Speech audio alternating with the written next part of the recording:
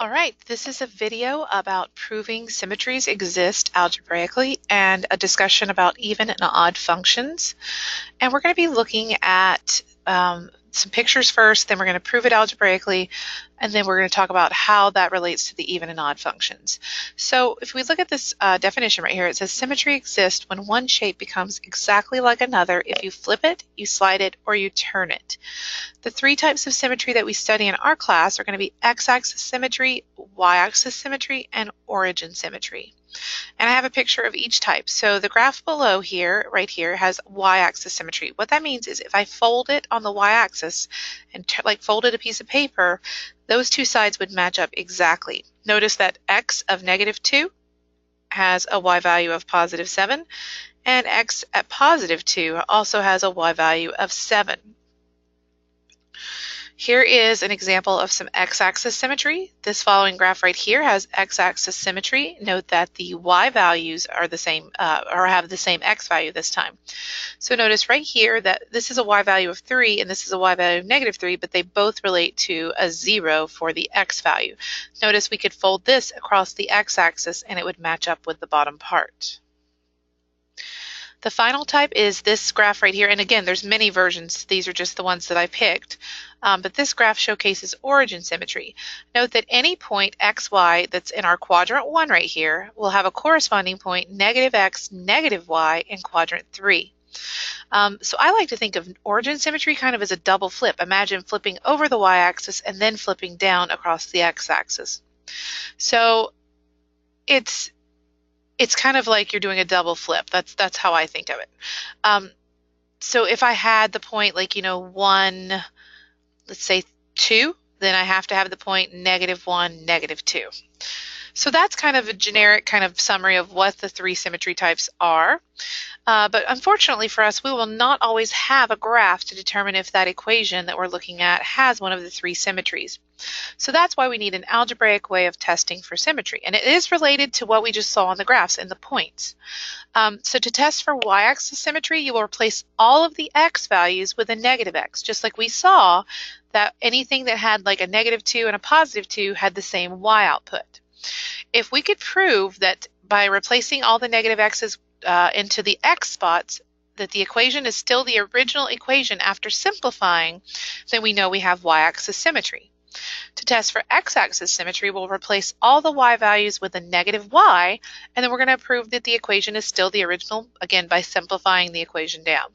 Mostly this will end up being taking care of powers or moving, if we have a negative y, excuse me, if we have a negative y, we want it to go back to being a positive y. So we'll be doing just some algebraic manipulations. And then to test for origin symmetry, we'll replace all of the x's and y values with -x and -y. And then we still have to prove that the equation is the original. Okay, so I've got a couple that I've put down here that we can do. We're going to do all three tests for each one, so we're going to do them in different colors. So we'll do the y-axis symmetry test. Then we'll do the x-axis symmetry test.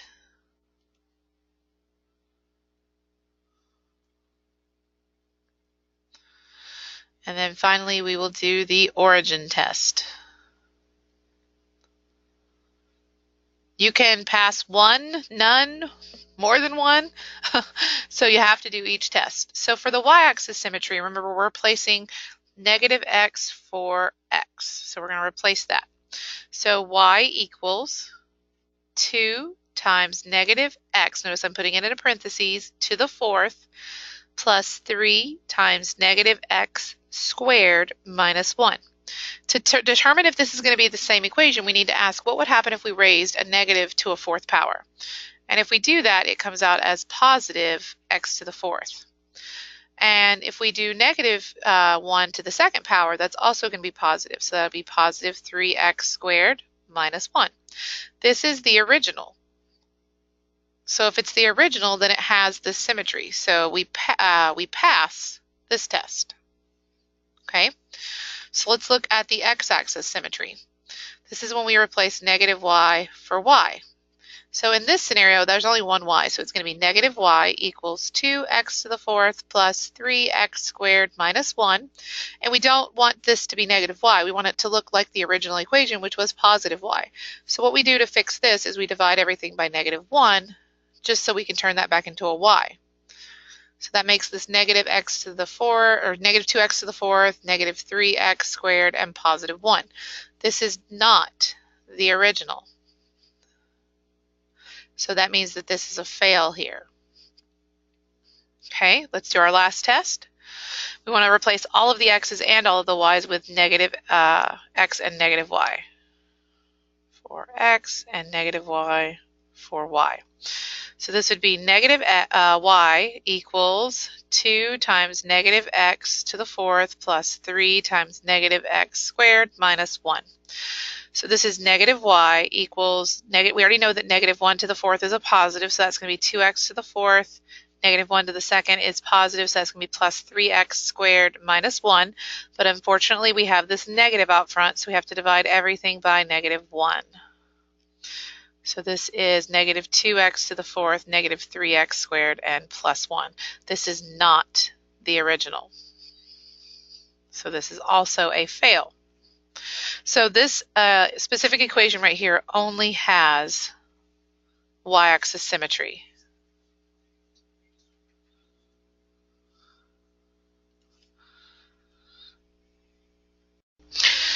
All right, let's look at a second example. So we have x squared plus 9y squared equals 36, and we want to see if it has any of those symmetries. So let's do our test for the y-axis symmetry.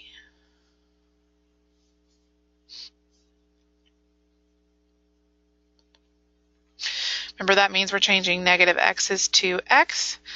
So we have negative x squared plus 9y squared equals 36. If you square that, you do get a positive x squared. So that is the original equation. So this one passes the y-axis symmetry. Then in blue, let us do the x-axis test. That means we change all of the y's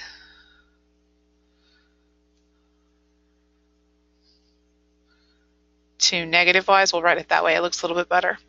So then this would be x squared plus 9 times negative y squared equals 36. If we square that negative 1 in there with that y, that will also become positive. So this would just be plus 9y squared equals 36. That is also still the original equation, so that's also a pass. And then for the origin, we would do y to negative y and x to negative x. So this would be negative x squared plus 9 times negative y squared equals 36. And we're squaring both of them, so we know that they're both going to end up being positive again. So this also passes. So this is actually got all three symmetries.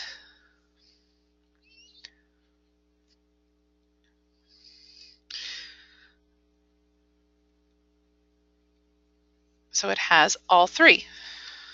Okay, let's look at number 3. This is the equation y squared equals x plus 1. So let's try to do the y-axis symmetry first. So this would be y squared equals negative x plus 1. That's y squared equals negative x plus 1 because there's no power on that. So this is a fail. This is not the original. Okay, so let's look at what if we plugged in negative y's for y to test for x-axis symmetry. So that would be negative y squared equals x plus 1. When we square that, that would just be y squared equals x plus 1. That is the original, so this one is a pass. And then finally, we'll test for origin symmetry. And that would be making both of the variables negative. That would become a positive when we square it, but this is still negative. That is not the original. So this would be a fail. So this one has x-axis symmetry only. Okay, and then I have a fourth one here.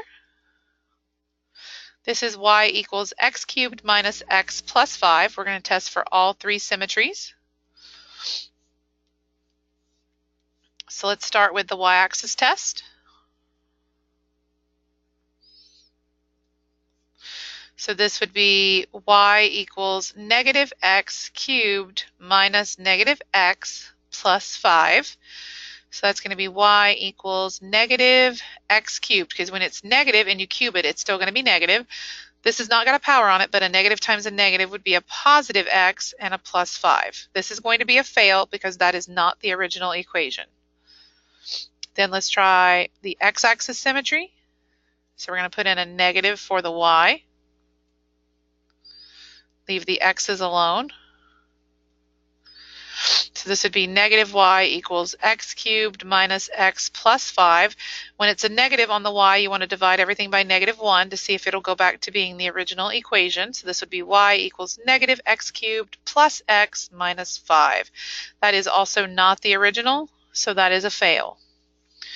And then our last chance would be to test this for origin symmetry. So we make the y negative and we make the x's negative. This would be negative y equals negative x cubed. Negative times negative would be positive x plus 5, and then we have to divide everything by negative 1 because of the negative in front of the y.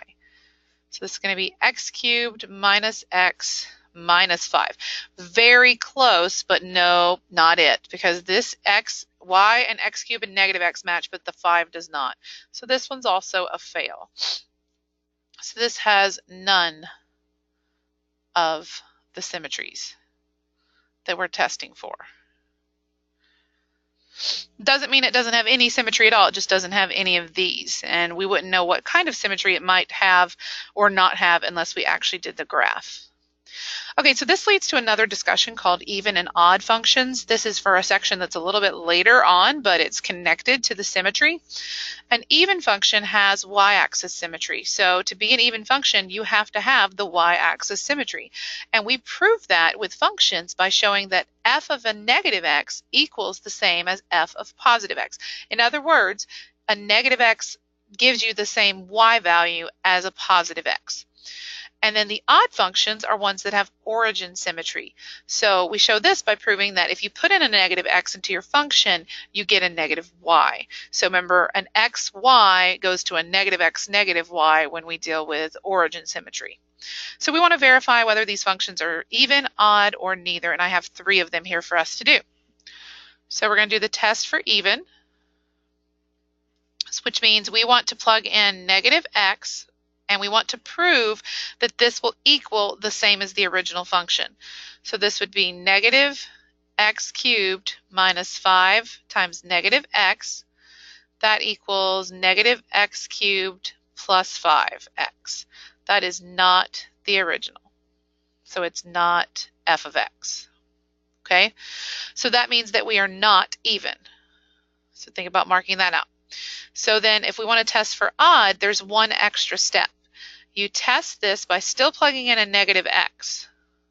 But at the end, we want it to equal negative f of x, which means we factor out a negative 1, and we ask ourselves the question, is negative 1 times the original function? So this would be negative x cubed minus 5 times negative x. That would be negative x cubed plus 5x. You go one, so it's the same 2 steps that you just did for even. The last step is you pull out a negative 1.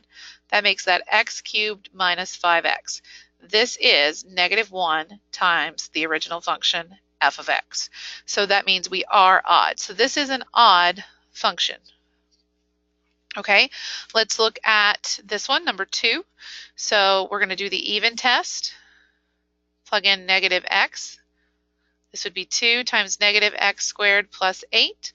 That would be 2x squared, because a negative would be positive if we square it, plus 8. And that is the original function. That equals f of x. So that means we are even on this one. We'll go ahead and do the test for odd as well. F of negative x equals 2 negative x squared plus 8 equals 2x squared plus 8. Then we pull out a -1 when we test for odd. So that makes this -2x squared minus 8. This is not -1 times f of x. Okay, so that means we're not odd. So on this number 2, this is an even function. So remember, this means this has origin symmetry on the first one, and this second one now has y-axis symmetry. And then for number 3, we've got a fractional one, so we're going to have to take our time. Be careful here. So if I want to test for even, I need to plug in -x. So that's going to be -x on top over -x squared plus 1. That's going to be a -x over an x squared plus 1. That is not the original function, okay, because of that negative on the top. So this one is not even. Let's test for odd. This would be a -x over a -x squared plus 1. That's -x over x squared plus 1. Now, when you factor a -1 out of a fraction, you have to pull it out of the top. So that would be -1, and then that would be x on top now over the x squared plus 1. So you're just pulling that negative out to the front. And that is -1 times the original function. So this is actually an odd function. And that's the end of this video. Hopefully you guys found this very helpful in dealing with symmetries and even in odd functions.